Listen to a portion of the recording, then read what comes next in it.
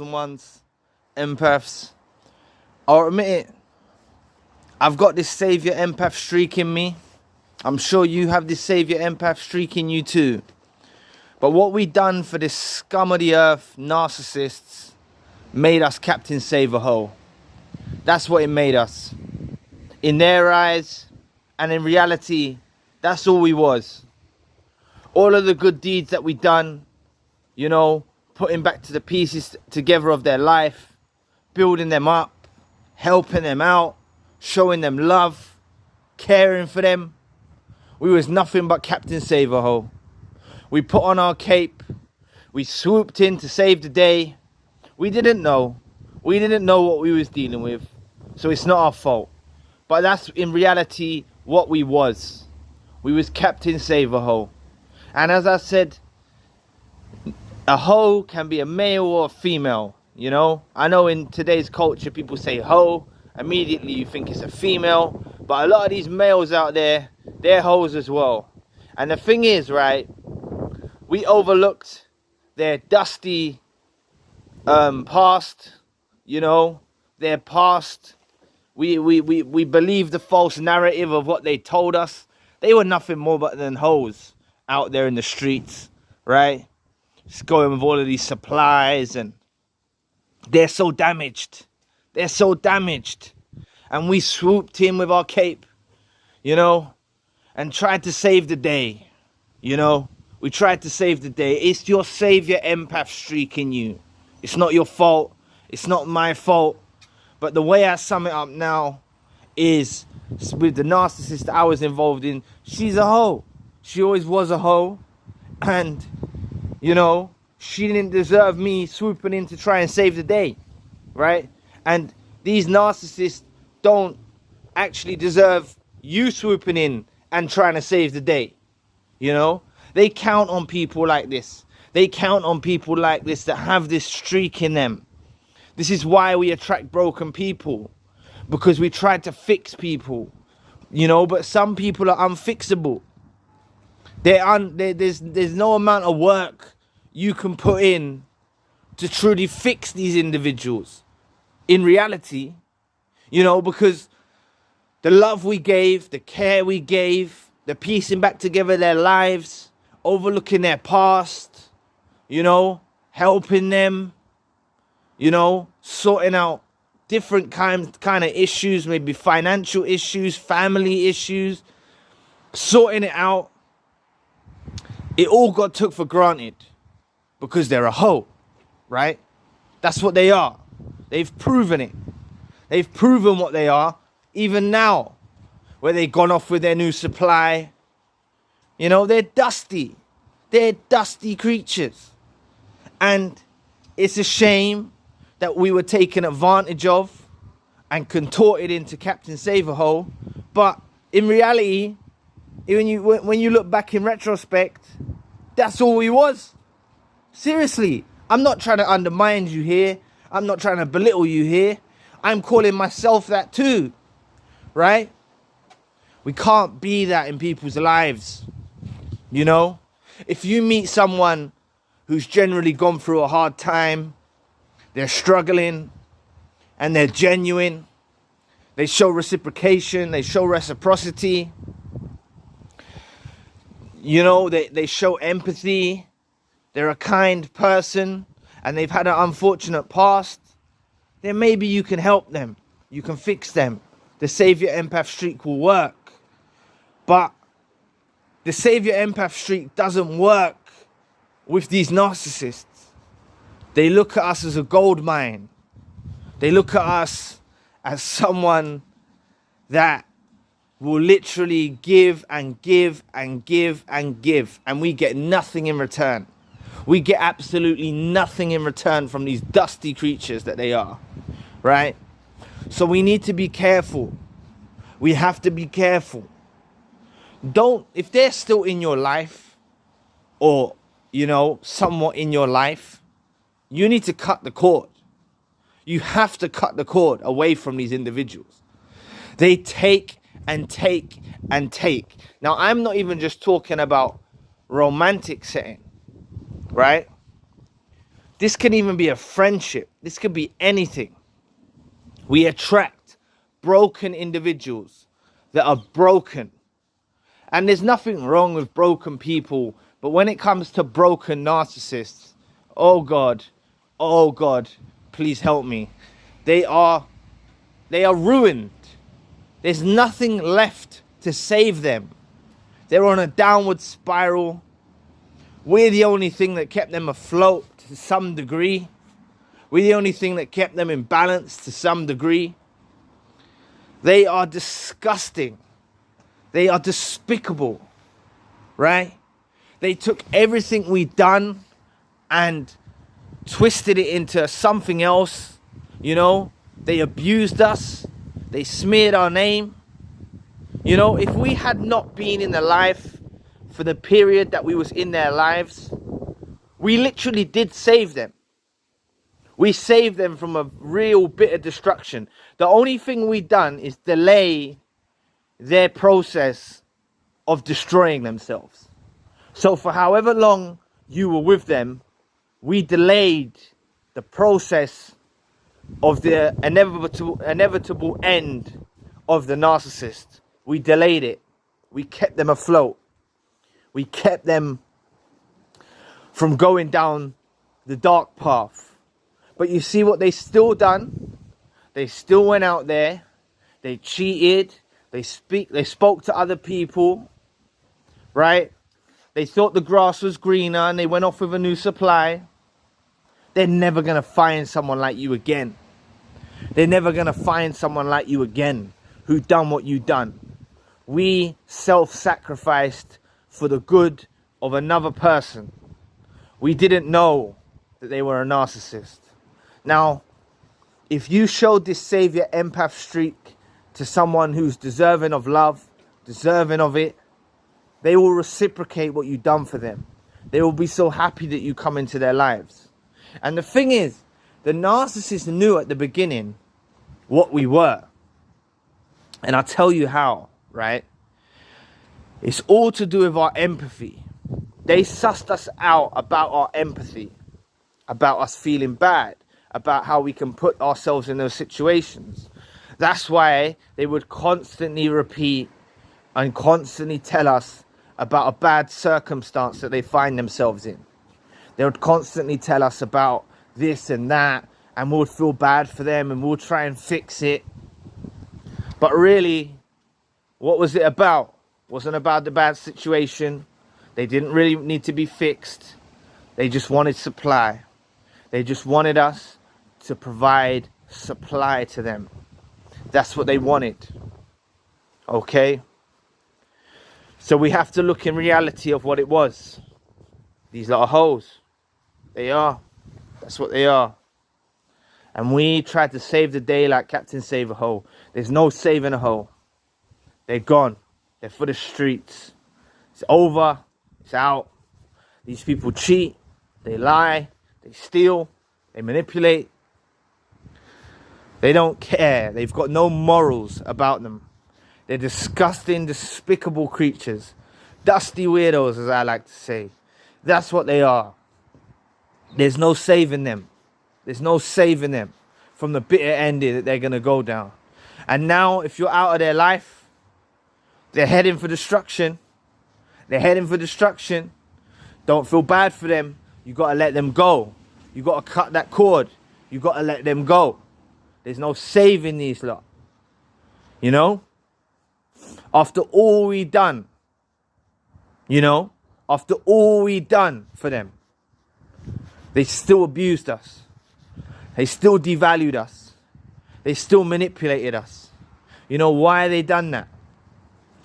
Because they know themselves that they're unlovable. They know themselves that they don't deserve what we offered. So they look down at us.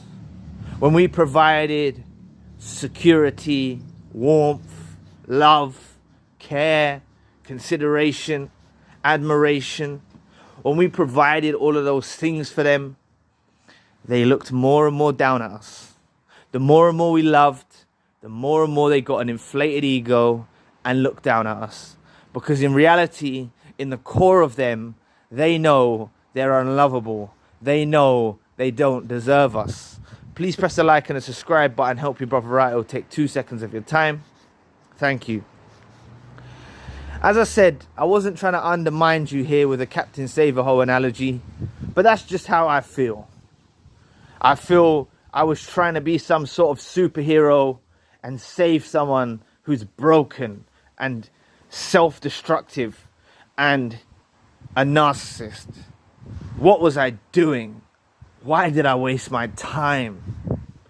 But I tell you what, we did do good deeds. We did sow good seeds, right? And we will reap the benefits of what we've done. Maybe not today, maybe not tomorrow, but the way the universe works, the way that God works, we will receive blessings for everything that we've done. It's not wasted. But it's not something that you can go forward with them. You can't go forward with them anymore. They're a lost cause. If these lot are still around your vicinity, I'd advise you and strongly advise you to get the hell away from them. They're takers. They'll continue to take. And what's the next story that they come up with? They're constantly acting like the victim, hard done by. And a lot of their victim stories are based on lies. So they lied to us about their past. They lied to us to make us feel sorry for them. They like to be in that position of us feeling sorry for them. Because they saw us. They knew that we are a Saviour empath. That's what they knew we were. They knew that if they present on the table some type of problem, some type of calamity, we would rush in and try and fix it. They knew this about us. They saw it from the day they met you. And it's why they chose you. It could have been a small little thing. Like in my situation, I used to visit them in hospital. They saw that I cared. They saw that, and it grew out of all proportion, and they realized what I was. They saw that I cared for someone who's not doing well at the moment. They saw that in me.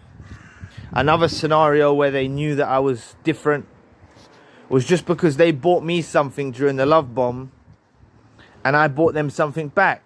It was only something small like a chocolate bar and a drink. But they'd never had someone who would buy them something in return because we've received a gift. You know, it was only something small like some chocolates and a drink. And I bought them some chocolates and a drink before I met them. But off that, they saw what I was, you know. Another time was when I was at their house, because they were injured at the time. They got up to do something, and I said, no, don't worry, I'll do it for you. That was all they needed. That was their golden ticket. They suss you out. They're analyzing you. They're analyzing you so well. Every detail, they're analyzing you. The narcissist that was involved in my life saw that I cared for them. Saw that I wanted to save them. Saw that I wanted to help them. This is why it's a shame that we can't be like a Saviour empath in this world. But if we try and save people in this world and help people, they look at us as weaker. They look at us as inferior. They look at us as less than. They're projecting their own inferiority complex onto us because they have an inferiority complex. And I made a video about that. If you want to check that out, all you need to type in is inferiority complex Zion. It should come up. They suffer with an inferiority complex.